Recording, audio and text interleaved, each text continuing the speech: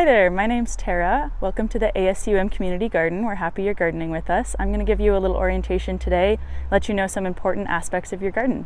So to start off, we're here at the sheds outside of the gates, which are going to have a lot of the tools that you need to garden. So this first shed will have some important information and general reminders posted on the outside, so look out for those. And then I'll show you with our locks here. We're going to line the numbers up and you'll have a code in your email. And then when you unlock them, it helps to push up and then down. Sometimes you might need to adjust the numbers a little bit to make sure they're perfectly lined up, and always remember to wiggle it a little bit if it's getting sticky. If you are having problems with the lock, you can contact your garden's leadership committee or us as staff. We have some other things to unlock here.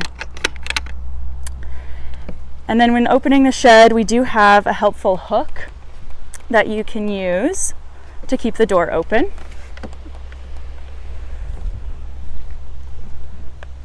And on the inside of the shed door, there's also going to be some important things. We have a garden map, some important reminders and safety information, and then there's also contact information for Garden City Harvest staff, as well as your garden's leadership committee. And those are gardeners who have volunteered their time to help run things at your garden, and they're a great resource, and you can contact them with many questions, including how to use your 3 mandatory volunteer hours at the garden. There's lots of tasks to do, and your leadership committee can help point you in the right direction. So inside, we should have all the tools that you need to garden. There are hand tools as well as wheelbarrows. There's things like watering cans. Make sure you take a look around and get yourself oriented with what all we have in here as resources. There's also free seeds for you to use. There is a volunteer log where you can record your hours of service for the garden. And then there's also going to be a resource binder that has lots of good information in there. Check that out.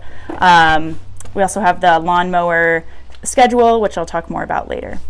So that's this shed. When you are closing up, I'll get this unhooked. Make sure you're always locking the shed when you're done, or if there are other gardeners around, make sure that you make a plan to get the shed locked. And the same thing in reverse. We're going to push down first, push it in, and then spin the numbers, and then just give it a tug to make sure that it does lock. And get these closed up as well.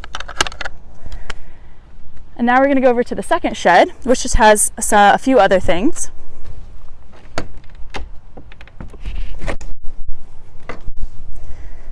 In here there might be some spare wheelbarrows, so if all of the wheelbarrows are being used, you can check in here for another one.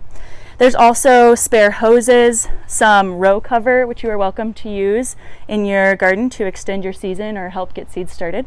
And then we also have the lawnmower and weed whacker. This garden has grass pathways, and this is a great way to get your 3 volunteer service hours for the garden, is to help out with the mowing and the weed whacking. And you can contact your garden's leadership committee to find out more about that.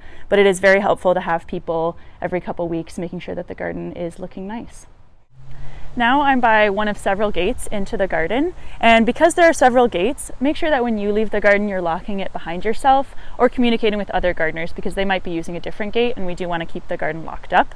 And then generally when coming in and out of the garden, try to keep the gate closed so that we don't have deer or dogs coming in. Also over here is our rock pile. So when you're clearing rocks out of your plot, please bring them out here and don't leave them in the pathways. They can be a tripping hazard. It's hard to move wheelbarrows if there's a lot of rocks around, and it's also dangerous when people are mowing or weed whacking. So bring them out here. You're free to use them for other projects if you like. And we also have a little free library that you are welcome to use. Bring books to it, take books from it. That's for you to use. Continuing on in our outside area here, we have a weed pile. This specific location might change a little bit every year, but this is where you should put all of the weeds that you pull out of your plot. You can see our compost in the background. I'll get to that later, but we don't want to put weeds in there. We want to keep the weeds in the weed pile, and then that gets turned and moved into a larger pile that decomposes every year. We will also be dropping off manure in the spring, which you're welcome to use for your garden, and make sure you pay attention to signage for how much to use.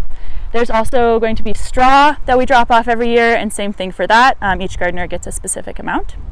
And then we have a kiosk here where gardeners or your leadership committee will post important information or reminders, so always check that out to see what's new in the garden. Now we are at the compost system. You are welcome to use this and add to it from your home or from your garden. We just ask that you do not bring meat or dairy products and don't add commercially compostable things like plates or utensils. The compost just isn't powerful enough to handle those. So we start our compost on the left of the system with all the food scraps, and then it's going to get turned one bin at a time as it decomposes.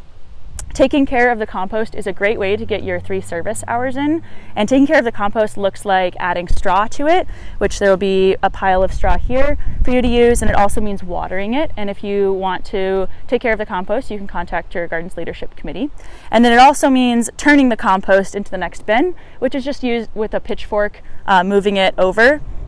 And then once it reaches the end here, this is finished compost that you are welcome to put in your garden. And we have some sifting screens as well that you can use to get out the bigger chunks of bark or whatnot that is in there.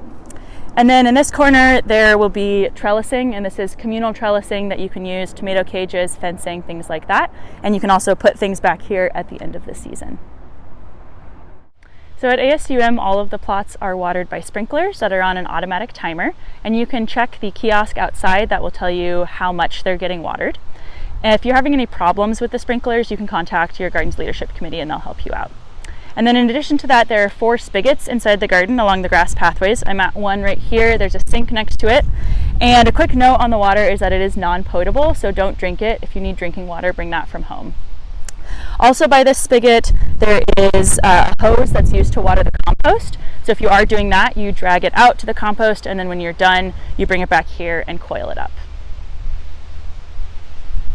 So now I'm by the community raspberry patch, and this is another great place for you to spend your 3 service hours by watering the raspberries or weeding them, and that's another thing you can contact your leadership committee to learn more about.